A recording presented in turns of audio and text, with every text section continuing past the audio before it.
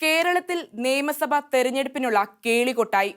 അടുത്ത 5 വർഷം കേരളം ആരു ഭരിക്കണമെന്ന് ജനം വിധി പറയുവാൻ പോവുകയാണ്. മതാധിഷ്ഠിത പാർട്ടികളും മതേതര പാർട്ടികളുമെല്ലാം ജാതി നോക്കിയും മതം നോക്കിയും സ്ഥാനാർത്ഥികളെ വിജയിപ്പിച്ചെടുത്ത് ഭരണം സ്വന്തമാക്കുന്നു.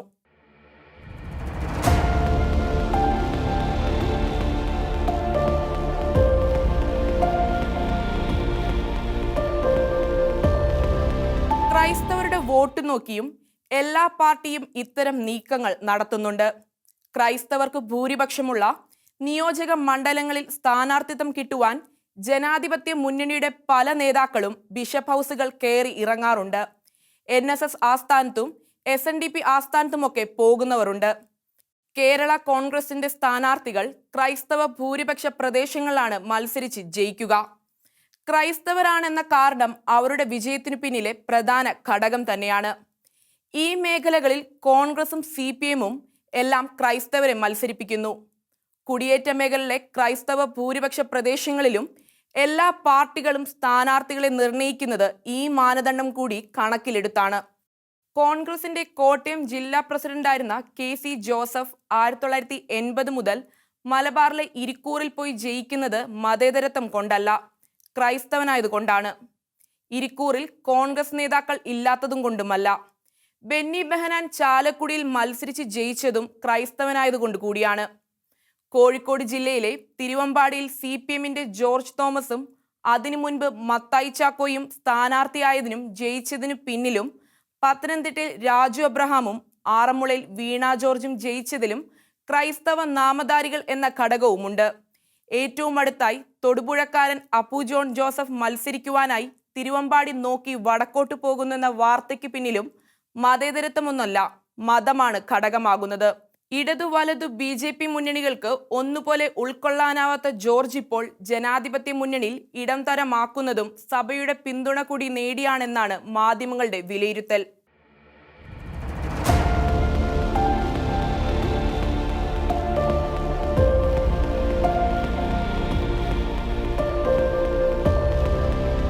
കേരളം ഭരിക്കുന്ന സർക്കാരും ക്രൈസ്തവരുടെ വോട്ട് വാങ്ങി ജയിച്ചു അനുഭവിക്കുന്ന നേതാക്കൾ പ്രത്യേകിച്ചും ക്രൈസ്തവ സമൂഹത്തിന് ന്യായമായി കിട്ടേണ്ട ആനുകൂല്യങ്ങൾ പോലും മറ്റുള്ളവർ ചോർത്തിയെടുക്കുന്നത് എന്തുകൊണ്ടെന്ന് പറയാൻ ബാധ്യസ്ഥരാണ്. അവർ പുലർത്തിയ ജാഗ്രതാ കുറവിന് മുൻകാല പ്രാബല്യത്തോടെ കണക്കു പറയണം. കേരളത്തിൽ ന്യൂനപക്ഷങ്ങൾക്കുള്ള ആനുകൂല്യങ്ങൾ എന്തേ 80-20 എന്ന അനുപാതത്തിൽ പങ്കുവെക്കപ്പെടുന്നെന്ന ചോദ്യമാണ് ഒന്നാമത്തത്. 80% ആനുകൂല്യങ്ങളും മുസ്ലിങ്ങൾക്കായി മാത്രമായി നൽകപ്പെടുമ്പോൾ ക്രൈസ്തവ, സിഖ്, ജൈന, ബുദ്ധ, പാഴ്സി മതങ്ങളിൽപ്പെട്ട 5 വിഭാഗങ്ങൾക്കുള്ളത് 20% മാത്രം. ഭാരതത്തിൽ കേരളത്തിൽ മാത്രം നിലവിലുള്ള പങ്കുവെക്കലാണിതെന്ന് ഓർക്കണം. 2011 സെൻസസ് പ്രകാരം കേരളത്തിലെ ജനസംഖ്യയുടെ 26.66% മുസ്ലിങ്ങളും 18.38% ക്രൈസ്തവരുമുണ്ട്. ആനുകൂല്യങ്ങൾ ജനസംഖ്യ ആനുപാതികമായി വിഭജിച്ചാൽ ക്രൈസ്തവർക്ക് 40.9% ലഭിക്കണം. മറ്റ് ന്യൂനപക്ഷ വിഭാഗങ്ങൾക്ക് 0.34%. 2014 ന്യൂനപക്ഷ കമ്മീഷൻ നിയമത്തിൽ ആനുകൂല്യങ്ങൾ ജനസംഖ്യ ആനുപാതികമായി നൽകണമെന്ന വ്യവസ്ഥയുണ്ട്. എന്നിട്ടും നടക്കുന്നത് വേറെ രീതിയിൽ. ഈ മുസ്ലിം പ്രീണനത്തിന് ഇടതു വലതു മുന്നണികൾ ഒന്നുപോലെ ഉത്തരം പറയണം. എന്തേ ഇങ്ങനെയെന്ന് വോട്ട് ചോദിച്ച് വരുന്നവരോട് ക്രൈസ്തവർ ചോദിക്കണം. നിയമസഭയിൽ ഒരു സബ്മിഷൻ പോലും ഉന്നയിച്ച് വിഷയം സഭയിൽ ഉന്നയിക്കുവാൻ ഇവർക്ക് സാധിച്ചില്ല. 4 വർഷം മുൻപ് PC ജോർജ് ഈ ചോദ്യം ഉന്നയിച്ചതായി അദ്ദേഹം പറയുന്നു. പരിഹരിക്കാമെന്ന് മുഖ്യമന്ത്രിയും പറഞ്ഞുവെന്ന് അടുത്ത കാലത്ത് ജോർജ് അവകാശപ്പെട്ടു. എന്നാൽ സഭയിൽ നൽകുന്ന ഉറപ്പുകൾ പാലിക്കപ്പെട്ടില്ലെങ്കിൽ അതേക്കുറിച്ച് മുഖ്യമന്ത്രിയോട് പിന്നീട് തിരക്കാനോ പാലിക്കപ്പെടാത്ത ഉറപ്പുകൾ പരിശോധിക്കുന്ന നിയമസഭാ സമിതിയോട് പരാതിപ്പെടാനോ പോലും ആരും ഉണ്ടായില്ല. ഇതാണ് ഇന്ന് വരെ ഉള്ളവർ കാണിച്ച സമുദായ സ്നേഹം. ഇക്കാര്യത്തിൽ കാത്തലിക് ഫെഡറേഷൻ ഓഫ് ഇന്ത്യയുടെ പ്രസിഡന്റ് PP ജോസഫ് കൊടുത്ത പരാതി പരിശോധിച്ച കേരള ഹൈക്കോടതി 4 മാസത്തിനകം ഉത്തരവിറക്കാൻ ആവശ്യപ്പെട്ടിരിക്കുകയാണ്. രാഷ്ട്രീയക്കാർക്ക് ചെയ്യാനാവാതെ വന്ന കാര്യം സമുദായ സംഘടനയ്ക്കായി. ഇത് നല്ല സൂചനയാണ്.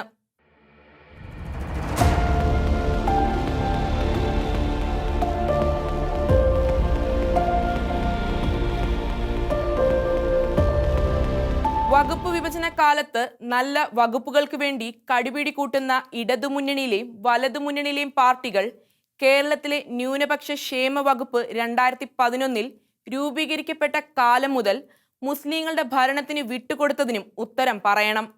മന്ത്രി, സെക്രട്ടറി, ഡയറക്ടർ, ന്യൂനപക്ഷ വികസന ധനകാര്യ കോർപ്പറേഷൻ ചെയർമാൻ, MD, ന്യൂനപക്ഷ കമ്മീഷൻ ചെയർമാൻ തുടങ്ങിയ പദവികളെല്ലാം ഇന്ന് മുസ്ലിം സമുദായത്തിനാണ്.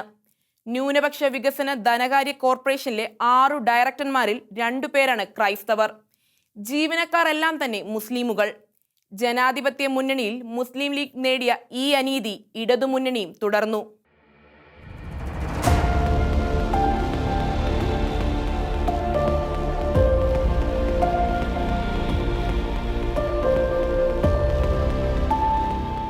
ന്യൂനപക്ഷ ക്ഷേമത്തിൽ സിമി പശ്ചാത്തലമുള്ള കേരളത്തിലെ ന്യൂനപക്ഷ ക്ഷേമ വകുപ്പ് മന്ത്രി KT ജലീലിന്റെ തീരുമാനങ്ങൾ എല്ലാ പരിധികളെയും ലംഘിച്ചു. ന്യൂനപക്ഷ കമ്മീഷൻ നിയമനം സംബന്ധിച്ച് വ്യവസ്ഥകളിൽ ജലീൽ കൊണ്ടുവന്ന ഭേദഗതി തന്നെ ഒന്നാമത്തെ ഞെട്ടിക്കുന്ന മാറ്റം. 2014 നിയമമനുസരിച്ച് കമ്മീഷൻ ചെയർമാൻ ഒരു സമുദായക്കാരനായാൽ വേറൊരു ന്യൂനപക്ഷ സമുദായത്തിൽ നിന്നുള്ള ആളായിരിക്കണം അടുത്ത അംഗം. എന്നാൽ ആ നിബന്ധനയ്ക്കു പകരം 2 പേരും തന്ത്രപൂർവം കളിച്ചാൽ കമ്മീഷനിലെ 3 അംഗങ്ങളും ഒരു സമുദായത്തിൽ നിന്നുള്ളവരാകുന്ന വിധമാണ് അദ്ദേഹം നിയമം ഭേദഗതി ചെയ്തത്. ക്രൈസ്തവരുടെ വോട്ട് വാങ്ങി നിയമസഭയിൽ ഉണ്ടായിരുന്നവർ ഈ ഭേദഗതി വന്നപ്പോൾ ഉറങ്ങുകയായിരുന്നോ എന്ന് വീണ്ടും വോട്ട് ചോദിച്ചെത്തുമ്പോൾ വ്യക്തമാക്കേണ്ടതുണ്ട്. ജലീൽ ഈ ഭേദഗതി കൊണ്ടുവന്നത് കൃത്യമായ ലക്ഷ്യത്തോടെയാണ്. ഇപ്പോൾ കേരളത്തിലെ ന്യൂനപക്ഷ കമ്മീഷന്റെ ചെയർമാനും അംഗവും മുസ്ലിമുകളാണ്. ന്യൂനപക്ഷ വകുപ്പിന്റെ ഭരണം ഒരു അമുസ്ലിം ന്യൂനപക്ഷ സമുദായ അംഗത്തിലെത്തുകയും അദ്ദേഹം സ്വന്തം സമുദായത്തിൽ നിന്നും കമ്മീഷൻ അംഗങ്ങളെ നിയമിക്കുകയും മുസ്ലിങ്ങളെ ഒഴിവാക്കുകയും ചെയ്താൽ എന്താകും കേരളത്തിലെ ഭൂകമ്പം?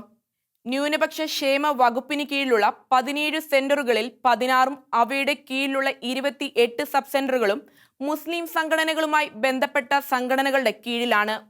കേന്ദ്ര സർക്കാരിന്റെ ന്യൂനപക്ഷ പദ്ധതികൾ സംസ്ഥാനങ്ങളിൽ എവിടെ എങ്ങനെയെന്ന് തീരുമാനിക്കുന്നത് സംസ്ഥാനമാണ്. ജനസംഖ്യയുടെ 25%-ലധികം ന്യൂനപക്ഷങ്ങളുള്ള പ്രദേശങ്ങളാണ് ഇതിനായി തിരഞ്ഞെടുക്കേണ്ടത്. കേരളത്തിൽ പത്തനംതിട്ട ഒഴികെ 13 ജില്ലയും ഇതിനായി തിരഞ്ഞെടുക്കപ്പെട്ടു.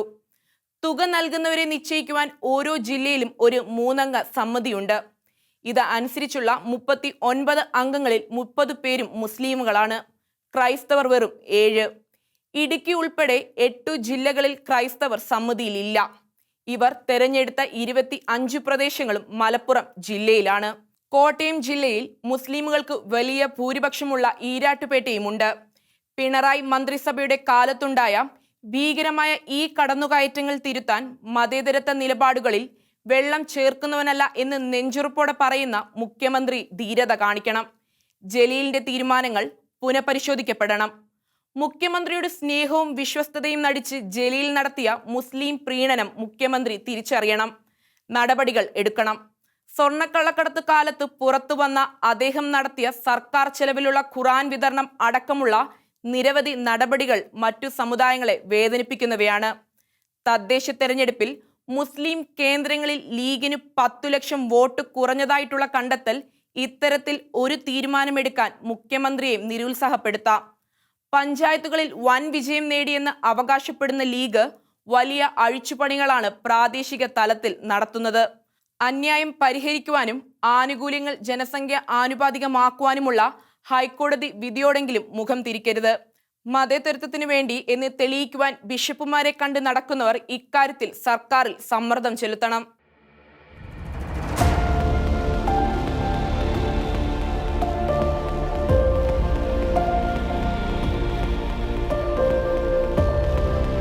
ക്രൈസ്തവർ ശാന്തരായിരിക്കുന്നത് കൊണ്ട് വല്ലാതെ ചൂഷണം ചെയ്യാമെന്ന ചിന്ത അപകടത്തിലേക്ക് നയിക്കും. ഇങ്ങനെ കമ്മീഷനിലെ അംഗങ്ങൾ ഒരു സമുദായത്തിൽ നിന്ന് മാത്രമുള്ളവരായാൽ ഉണ്ടാകുന്ന അപകടത്തിന്റെ ഒരു അനുഭവത്തിലൂടെ ക്രൈസ്തവർ ഇപ്പോൾ കടന്നു പോവുകയാണ്. ന്യൂനപക്ഷ ക്ഷേമ പ്രവർത്തനങ്ങളിലെ അനീതികളെക്കുറിച്ച് ക്രൈസ്തവ സംഘടനകളുടെ പരാതികൾ പെരുകിയപ്പോൾ 2019 ജൂൺ മുതൽ നവംബർ വരെയുള്ള മാസങ്ങളിൽ കേരളത്തിലെ 9 ജില്ലകളിൽ തെളിവെടുപ്പ് നടത്തി സംസ്ഥാന ന്യൂനപക്ഷ കമ്മീഷൻ ക്രൈസ്തവരുടെ പരാതികൾ സംബന്ധിച്ച് തയ്യാറാക്കിയ റിപ്പോർട്ട് 2020 ജനുവരിയിൽ കമ്മീഷൻ ചെയർമാന്റെയും അംഗത്തിന്റെയും കൈവശം കിട്ടിയെങ്കിലും സർക്കാരിലേക്ക് കൊടുക്കണ്ട എന്ന ആലോചനയിൽ വെച്ചു താമസിപ്പിക്കുകയാണ് അവർ. ഇത്രയും അധ്വാനിച്ച് തയ്യാറാക്കിയ റിപ്പോർട്ട് വെളിച്ചം കണ്ടാൽ വർഷങ്ങളായി തങ്ങൾ അന്യായമായി അനുഭവിക്കുന്ന ആനുകൂല്യങ്ങൾ നഷ്ടപ്പെടാമെന്ന് സമുദായ സ്നേഹികളായ ചെയർമാനും അംഗവും തിരിച്ചറിയുന്നു. ക്രൈസ്തവ സമൂഹത്തിന്റെ ബുദ്ധിമുട്ടുകളെക്കുറിച്ചും അനുഭവിക്കുന്ന അനീതികളെക്കുറിച്ചും പഠിക്കുവാൻ സർക്കാർ നിയോഗിച്ച JB കോശി കമ്മീഷനിലും ക്രൈസ്തവരിലെ പ്രബല വിഭാഗമായ സുറിയാനി കത്തോലിക്കർക്ക് പ്രാതിനിധ്യമില്ല. അനീതിക്കെതിരെ കൂടുതൽ ശക്തമായി പ്രതികരിക്കുന്നത് ആ സമുദായക്കാരാണ് താനും. ഇത്തരം പ്രകടമായ അനീതികളെ എതിർക്കണം, പ്രതിഷേധിക്കണം. അല്ലെങ്കിൽ എല്ലാ വാതിലുകളിലും ഈ അനീതി അനുഭവിക്കേണ്ടി വരും.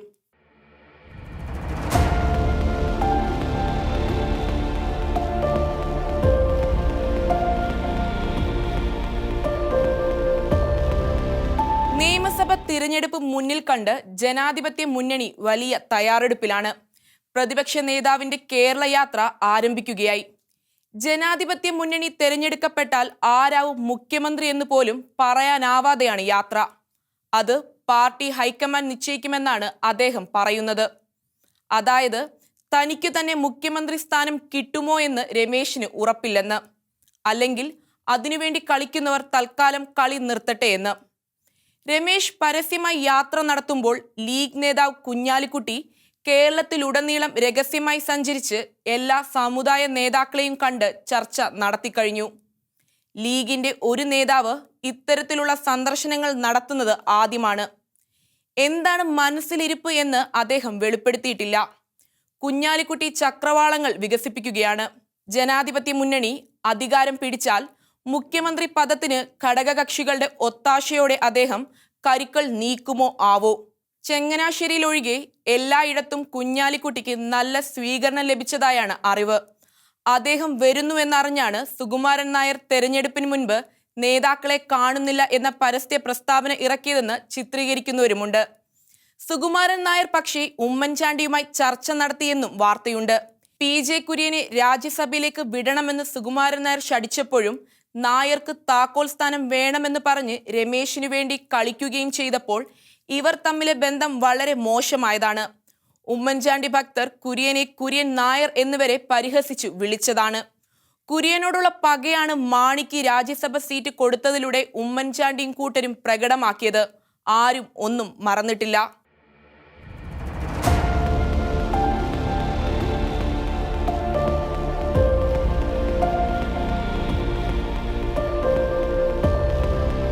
ജനാധിപത്യ മുന്നണി വികസിപ്പിക്കുന്നതിനുള്ള നീക്കങ്ങൾ എങ്ങുമെത്താതെ നിൽക്കുകയാണ്.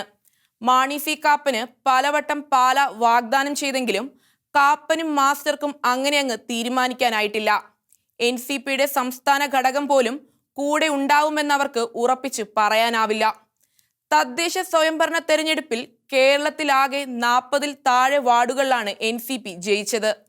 പണ്ട് ഇടതുമുന്നണിയിൽ 10 സീറ്റിൽ മത്സരിച്ച പാർട്ടിയാണ് NCP എന്നൊക്കെ പീതാംബരൻ പറയുന്നത് സത്യമാണ്. അന്ന് PC ചാക്കോയും KP ഉണ്ണികൃഷ്ണനും ശങ്കരനാരായണ പിള്ളയും ഷൺമുഖദാസും കടന്നപ്പള്ളിയുമെല്ലാം ഇവിടെ ഉണ്ടായിരുന്നു. ഇന്നോ പള്ളുരുത്തിയിൽ ജയിച്ചിട്ടുള്ള പീതാംബരന് എത്രയുണ്ട് അനുയായികൾ അവിടെ. ഇതുതന്നെയാണ് പാലായിലും വിഷയം. മാണിക്കാപ്പൻ ഉപതെരഞ്ഞെടുപ്പിൽ ജയിച്ചുവെന്നത് വാസ്തവമാണ്. പക്ഷേ അവിടെ അദ്ദേഹത്തോട് ഒപ്പം നിൽക്കാൻ എത്ര പേർ ഉണ്ടാവും? ദേശീയ തലത്തിൽ ഒരു തിരിച്ചുവരവിന് പവാർ ശ്രമിക്കുന്ന കാലമാണ്. UPയുടെ അധ്യക്ഷ പദവി അദ്ദേഹം ഏറ്റെടുത്തേക്കാം. കോൺഗ്രസിലേക്ക് തന്നെ തിരിച്ചു വരുമോ എന്ന് സംശയിക്കുന്നവരുമുണ്ട്. പവാർ ദേശീയ നേതൃത്വം ഏറ്റെടുത്താൽ കോൺഗ്രസിന് മെച്ചമാവുമെന്ന് വിശ്വസിക്കുന്നവരുമുണ്ട്. നാട്ടിൽ വലിയ മുന്നേറ്റങ്ങൾ നടക്കുമ്പോൾ ആരോടും പറയാതെ വിദേശത്തേക്ക് മുങ്ങുന്ന ഒരു നേതാവിനെ മുന്നിൽ നിർത്തി എത്ര കളിച്ചാലും കോൺഗ്രസിന് ഏറെ മുന്നോട്ടു പോകാനാവില്ല. ഏറെ മുൻകൂട്ടി കണ്ട് കളിക്കുന്ന പവാർ മാണി സി കാപ്പന്റെ അടുത്ത സുഹൃത്താണെങ്കിലും തന്നേക്കാൾ വലുതായി കാപ്പനെ കരുതാൻ ഇടയില്ല. CPMനെ പിണക്കാൻ പവാർ തയ്യാറാകാൻ ഇടയില്ല എന്ന് ചിന്തിക്കാൻ ന്യായവുമുണ്ട്. അതുപോലെ തന്നെയാണ് PC ജോർജിന്റെ മുന്നണി പ്രവേശനവും. അദ്ദേഹത്തിനെതിരെ പൂഞ്ഞാറിലെ കോൺഗ്രസുകാരും ലീഗുകാരും രംഗത്തു വന്നു. ജനങ്ങൾക്കൊപ്പം നിൽക്കുന്ന നേതാവാണ് ജോർജെങ്കിലും അദ്ദേഹത്തിന്റെ നാവ് അദ്ദേഹത്തെ വല്ലാതെ കുപ്പിയിലാക്കുന്നുണ്ട്. ജോർജിനോട് സ്നേഹമുള്ളവരെല്ലാം നാവിനെ നിയന്ത്രിക്കുവാൻ ഉപദേശിച്ചിട്ടുമുണ്ട്. നാവിനെ നിയന്ത്രിച്ചാൽ പിന്നെ എന്ത് ജോർജ് എന്ന മട്ടിലാണ് അദ്ദേഹത്തിന്റെ പെരുമാറ്റം. ജനാധിപത്യ മുന്നണിയുടെ നേതാവായിരുന്ന മുഖ്യമന്ത്രി ഉമ്മൻചാണ്ടിക്കെതിരെ വളരെ ഹീനമായ ആരോപണങ്ങൾ ഉന്നയിച്ച് 2016 മുന്നണിയുടെ പതനത്തിന് നിമിത്തമായ ജോർജിനെ കൂടെ കൂട്ടുന്നുവെങ്കിൽ ജനാധിപത്യ മുന്നണിയുടെ ആത്മധൈര്യക്കുറവിനേക്കാൾ അതിലൂടെ അതിരുവിട്ട മുസ്ലിം പ്രീണനത്തിലൂടെ ക്രൈസ്തവരുടെ മുന്നിൽ വിശ്വാസം ചോർന്നുപോയ ജനാധിപത്യ മുന്നണിക്ക് ക്രൈസ്തവ വോട്ടുകൾ തിരിച്ചു പിടിക്കാനുള്ള ദാഹത്തിന്റെ കൂടി തെളിവാണത്. BJPയിൽ പോയപ്പോൾ അവരെ തൃപ്തിപ്പെടുത്തുവാൻ ജോർജ് നടത്തിയ പ്രസംഗങ്ങൾ മൂലം ക്രൈസ്തവരുടെ മനസ്സിൽ ജോർജിന് പാർട്ടിക്കപ്പുറമുള്ള ഇത്തിരി ഇടം കിട്ടി എന്നതിൽ കഴമ്പുണ്ട്. എന്നാൽ ജനാധിപത്യ മുന്നണിയിൽ കയറാനുള്ള നീക്കത്തിനിടയിൽ മുസ്ലിമുകളോട് പരസ്യമായി മാപ്പ് പറയുകയും വെൽഫെയർ പാർട്ടിയെ ചാനലുകളിലെത്തി ന്യായീകരിക്കുകയും ചെയ്തതോടെ ജോർജിന്റെ തനിനിറം മനസ്സിലാക്കേണ്ടവർക്ക് മനസ്സിലായിട്ടുണ്ട്. ജോർജിനെ കൂടെ കൂട്ടണമോ വേണ്ടയോ എന്ന കാര്യത്തിൽ തീരുമാനം പരസ്യമായി പറയാനാവാത്ത നിലയിലാണ് ജനാധിപത്യ മുന്നണി. ഉമ്മൻചാണ്ടിയുടെ കാലത്ത് സർക്കാർ ചീഫ് വിപ്പായിരുന്ന അദ്ദേഹം ഒപ്പമുണ്ടായിരുന്ന മുന്നണിയിലെ KB ഗണേഷ് കുമാറിന്റെ കാര്യത്തിലും എന്തിന് അന്ന് അദ്ദേഹത്തിന്റെ പാർട്ടി നേതാവായിരുന്ന KM മാണിയുടെ കാര്യത്തിലും എടുത്ത നിലപാടുകൾ മറക്കാൻ കാലമായിട്ടുണ്ടാവില്ല. കൂറുമാറ്റത്തിന് അദ്ദേഹത്തിനെതിരെ മാണി പരാതി കൊടുത്തു. നിയമസഭ അംഗത്വം നഷ്ടപ്പെടുത്തുകയും ചെയ്തതാണ്. സ്വന്തം താല്പര്യങ്ങൾക്ക് ഹാനി സംഭവിക്കുന്നുവെന്ന് തോന്നുമ്പോൾ കൂടെ നിന്ന എല്ലാവരെയും ഹീനമായി ഉപദ്രവിക്കാൻ മടിക്കാത്ത വ്യക്തിയാണ് അദ്ദേഹം. PJ ജോസഫിന്റെ വിമാനയാത്രാ സംഭവം കേസാക്കുന്നതിനു പിന്നിലെല്ലാം ജോർജ് ഉണ്ടായിരുന്നുവെന്ന് അക്കാലത്തെ ജോസഫ് ഗ്രൂപ്പുകാരുടെ ആക്ഷേപമായിരുന്നു. ജോസഫ് ഗ്രൂപ്പിൽ നിന്നും പുറത്താക്കപ്പെട്ട അദ്ദേഹം മാണിയിലെത്തി. അവിടെ നിന്നും ഇറങ്ങുമ്പോൾ മാണിക്കും കിട്ടിയിരുന്നു വേണ്ടത്ര കുത്തുകൾ. ജനാധിപത്യ മുന്നണിയിലെ പ്രമുഖ നേതാവായ PJ ജോസഫിനെതിരെയും ജോർജ് വളരെ മോശമായ പ്രതികരണങ്ങൾ അടുത്ത കാലത്തും നടത്തി. മക്കൾ രാഷ്ട്രീയത്തിനെതിരെ വാതോരാതെ പറഞ്ഞിരുന്ന അദ്ദേഹം തന്റെ മകൻ മത്സരിക്കാനെത്തിയപ്പോൾ പുത്തൻ ന്യായങ്ങളുമായി വന്നു. മാണിയുടെ കുട്ടികൾ മുന്നണി വിട്ടതിന്റെ ക്ഷീണം തീർക്കാൻ PC തോമസിനെയും കൂടെ കൂട്ടാൻ ജനാധിപത്യ മുന്നണി ആലോചിക്കുന്നുണ്ട്. BJP മന്ത്രിസഭയിൽ അംഗമായിരുന്ന തോമസിന്റെ സാന്നിധ്യം BJP വിരുദ്ധരായ കോൺഗ്രസ് അനുഭാവികളിൽ എന്തു പ്രതികരണമാവും ഉണ്ടാക്കുക എന്ന ചിന്തയും തീരുമാനത്തിന് തടസ്സമാകുന്നു. ഇവരെ ചേർത്താൽ ജനാധിപത്യ മുന്നണിക്ക് വളരെ കഷ്ടപ്പെട്ട് അവരെ വിജയിപ്പിക്കാമെന്നല്ലാതെ മറ്റ് നിയോജക മണ്ഡലങ്ങളിൽ എന്തു പ്രയോജനം കിട്ടുമെന്ന കാര്യത്തിലും ഉറപ്പില്ല. പണ്ട് അരുവിക്കരയിലെ ഉപതെരഞ്ഞെടുപ്പ് കാലത്ത് ജനാധിപത്യ മുന്നണിക്കെതിരെ വലിയ അവകാശവാദങ്ങളുമായി വന്ന ജോർജ് തെരഞ്ഞെടുപ്പ് ഫലം വന്നപ്പോൾ അന്നത്തെ സംവിധാനം തന്നെ പിരിച്ചുവിട്ട് വായടക്കി. തദ്ദേശ സ്വയംഭരണ തെരഞ്ഞെടുപ്പിൽ ആരും കൂട്ടാതെ വന്നപ്പോൾ കോട്ടയം ജില്ല ആരു ഭരിക്കണമെന്ന് തന്റെ പാർട്ടിയായ ജനപക്ഷം തീരുമാനിക്കുമെന്ന് പറഞ്ഞ് മുന്നറിയിപ്പിനും എന്തുണ്ടായി എന്ന് ജനം കണ്ടു. എന്നാലും ജോർജ് പറഞ്ഞുകൊണ്ടിരിക്കും. ചാനലുകാർ അത് കേൾപ്പിച്ചുകൊണ്ടുമിരിക്കും. അദ്ദേഹം മാത്രമല്ല, അദ്ദേഹം പറയുന്നത് ശരിയാണെന്ന് തെറ്റിദ്ധരിക്കുന്നവരും അപകടത്തിലാവും.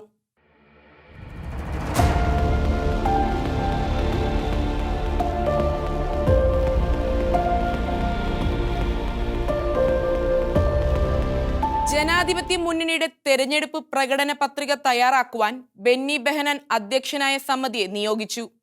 ബെന്നി ബെഹനാൻ ആകുമ്പോൾ ലീഗിന്റെ താൽപര്യങ്ങൾ കൃത്യമായി സംരക്ഷിക്കുമെന്ന ഉറപ്പ് ലീഗിനുമുണ്ട്. ക്രൈസ്തവർക്ക് ഭൂരിപക്ഷമുള്ള ചാലക്കുടിയിൽ മത്സരിച്ച് ലോകസഭയിലെത്തിയ ബെന്നി ആദ്യം ചെയ്തത് കേരളത്തിലെ ക്രൈസ്തവ സഭകൾ ആകുലതയോടെ ഉന്നയിച്ച ലവ് ജിഹാദ് കേരളത്തിൽ ഇല്ല എന്ന് കേന്ദ്ര മന്ത്രിയെ കൊണ്ട് പറയിപ്പിക്കുകയായിരുന്നു. അധികം വൈകാതെ അദ്ദേഹത്തിന് ജനാധിപത്യ മുന്നണി കൺവീനർ സ്ഥാനം പോയി. വളർത്തിക്കൊണ്ടുവന്ന ഉമ്മൻചാണ്ടിക്ക് താൻ അനഭിമതനായി എന്നുവരെ വാർത്ത വന്നതുകൊണ്ടാണ് കൺവീനർ സ്ഥാനം രാജിവെക്കുന്നതെന്നാണ് അദ്ദേഹം പത്രസമ്മേളനത്തിൽ പറഞ്ഞത്. വളർത്തിക്കൊണ്ടുവന്നവരെ തള്ളിപ്പറഞ്ഞും നേട്ടങ്ങൾ ഉണ്ടാക്കുന്നവനാണ് ബെന്നിയെന്ന് ആദ്യം അറിഞ്ഞത് ക്രൈസ്തവ സമൂഹമാണ്. ബെന്നിയിൽ നിന്നും വരുന്ന പ്രകടന പത്രിക തന്നെ മതിയാവും കോൺഗ്രസിന്. രാഹുൽ ഗാന്ധി ഭാരതം മുഴുവൻ നടപ്പാക്കും എന്ന് പറഞ്ഞ പദ്ധതി കേരളത്തിൽ നടപ്പാക്കുമെന്ന് പറയാനാണ് നീക്കമെന്നും വെളിപ്പെടുത്തപ്പെട്ടു. ലോക്സഭാ തെരഞ്ഞെടുപ്പിൽ ജനം മാത്രമല്ല കോൺഗ്രസുകാർ പോലും വിശ്വസിക്കാൻ മടിച്ച വാഗ്ദാനമാണ് പ്രതിമാസം 6000 രൂപയുടെ സഹായം. രാഹുൽ ഗാന്ധി അല്ലാതെ വേറെ കോൺഗ്രസ് നേതാക്കൾ ആരും ആ വാഗ്ദാന കാര്യം ജനങ്ങളോട് പറഞ്ഞില്ല എന്ന് രാജിപ്രസംഗത്തിൽ രാഹുൽ തന്നെ സങ്കടം പറഞ്ഞിരുന്നു. ജനങ്ങൾക്ക് വിശ്വസിക്കാവുന്ന വാഗ്ദാനങ്ങൾ കൊണ്ടുവന്നാൽ ഫലം ചെയ്യും. കമ്മിറ്റിയുടെ സെക്രട്ടറി CP ജോൺ പക്ഷേ ഭാവന സമ്പന്നനാണ്. തദ്ദേശ സ്വയംഭരണ തെരഞ്ഞെടുപ്പുകളിലെ തരക്കേടില്ലാത്ത വിജയത്തിന്റെ ആലസ്യത്തിലായ ഇടതുമുന്നണി ഉണർന്ന് പ്രവർത്തിച്ചില്ലെങ്കിൽ നിയമസഭ തിരഞ്ഞെടുപ്പിൽ വലിയ വില കൊടുക്കേണ്ടി വരും. ജയിക്കുവാൻ ജനാധിപത്യ മുന്നണി എന്തെല്ലാം ചെയ്യുമെന്ന് മുൻകൂട്ടി പറയാനാവില്ല.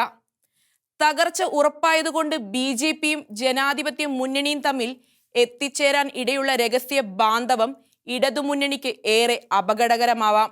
ഒരു വിധത്തിലും ജയിക്കാനാവാത്ത മണ്ഡലങ്ങളിൽ എങ്ങനെയും ജയിക്കണമെന്ന ത്വരയോടെ രഹസ്യ നീക്കങ്ങൾ ഉണ്ടാവാം. തദ്ദേശ സ്വയംഭരണ സ്ഥാപനങ്ങൾ നൽകുന്ന സൂചന അതാണ്.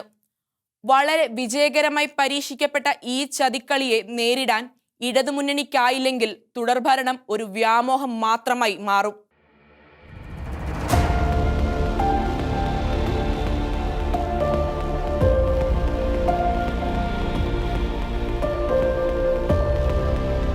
സിസ്റ്റർ അഭയ കേസിൽ ഉണ്ടായ കോടതി വിധിയിലൂടെ ശിക്ഷിക്കപ്പെട്ടത് 2 നിരപരാധികളാണെന്ന് ചിന്തിക്കുന്നവർ വർദ്ധിക്കുന്നു. വിധിയിലെ അപാകതകളെക്കുറിച്ച് ഉന്നതരായ നിയമ വിദഗ്ധരുടെ തന്നെ വിശദമായ പഠനങ്ങൾ വന്നുകൊണ്ടിരിക്കുന്നു. ഇതിനിടയിലും കേസ് തേച്ചുമാച്ചു കളയാൻ ക്രൈസ്തവ സഭ ശ്രമിച്ചുവെന്ന ആരോപണം ശക്തമാക്കുകയാണ് സഭാ വിരുദ്ധർ. ഇക്കാര്യത്തിലെ സത്യം എന്താണ്? വിഷയം ഗൗരവമായി പഠിച്ച ഹൈക്കോടതി ജഡ്ജി ഹേമ 2009 ജനുവരി 1 പുറപ്പെടുവിച്ച വിധിയിൽ ഇക്കാര്യം വിശദമാക്കുന്നു. സഭയും മഠവും എന്ന ശീർഷകത്തിലാണ് അവർ ഇക്കാര്യം വിശദീകരിക്കുന്നത്. സഭാധികാരികൾ അഭയ കേസ് ആത്മഹത്യ ആക്കുവാനും കൊലപാതകം മൂടിവെക്കുവാനും ശ്രമിച്ചുവെന്ന CBIയുടെ വാദത്തെയാണ് അവർ പരിശോധിച്ചത്.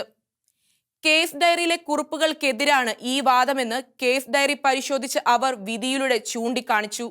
സിസ്റ്റർ അഭയ ആത്മഹത്യ ചെയ്യില്ല എന്ന നിലപാടാണ് കന്യാസ്ത്രീകളും വൈദികരും പുലർത്തിയതെന്ന് കേസ് ഡയറിയിലുണ്ട്. CBI കേസെടുത്തതുപോലും മഠംകാരുടെ പരാതിയിലാണ്. തന്റെ പരാതിയിലാണ് മുഖ്യമന്ത്രി കേസ് CBIക്ക് വിട്ടതെന്ന അഭയുടെ പിതാവിന്റെ വാദവും രേഖകൾക്ക് നിരക്കുന്നില്ല. മദർ ബെനിക്കാസിയായും 67 കന്യാസ്ത്രീകളും മുഖ്യമന്ത്രിക്ക് കൊടുത്ത പരാതിയിലാണ് ഉത്തരവ് വന്നത്. ഇതനുസരിച്ചാണ് 1993 മാർച്ച് 29 CBI കേസെടുത്തത്. കൊലപാതകമാകുന്നതിനുള്ള ചില സൂചനകളും കന്യാസ്ത്രീകൾ തന്നെ പോലീസിനോട് സൂചിപ്പിച്ചിരുന്നതായും കേസ് ഡയറിയിലുണ്ട്. ഇക്കാലത്ത് പയസ്റ്റന്റ് ഹോസ്റ്റലിലെ ചില അന്തേവാസികളെ പുറത്താക്കിയിരുന്നു. അതുമായി ബന്ധപ്പെട്ട് കോട്ടയത്തെ ചില യുവാക്കളെ ക്രൈംബ്രാഞ്ച് ചോദ്യം ചെയ്തു. ഇതെല്ലാം സിസ്റ്റർ ലിസ്യു പറഞ്ഞ സൂചനകൾ അനുസരിച്ചായിരുന്നു. എന്നിട്ടും മഠംകാർ കേസ് ആത്മഹത്യയാക്കുവാൻ ശ്രമിച്ചുവെന്ന് CBI പറഞ്ഞതിൽ ജഡ്ജ് ഹേമ അത്ഭുതം പ്രകടിപ്പിച്ചു. സത്യം ഇതായിട്ടും സഭയെല്ലാം മൂടിവെക്കാൻ ശ്രമിച്ചു എന്ന് പറയുന്നവർ സത്യം നിഷേധിക്കുകയല്ലേ? എന്നിട്ടും ഞങ്ങൾ സത്യത്തോടൊപ്പം നിൽക്കുന്നു എന്ന് പറയുന്നു നീതിക്ക് വേണ്ടിയുള്ള ഈ വക്താക്കൾ.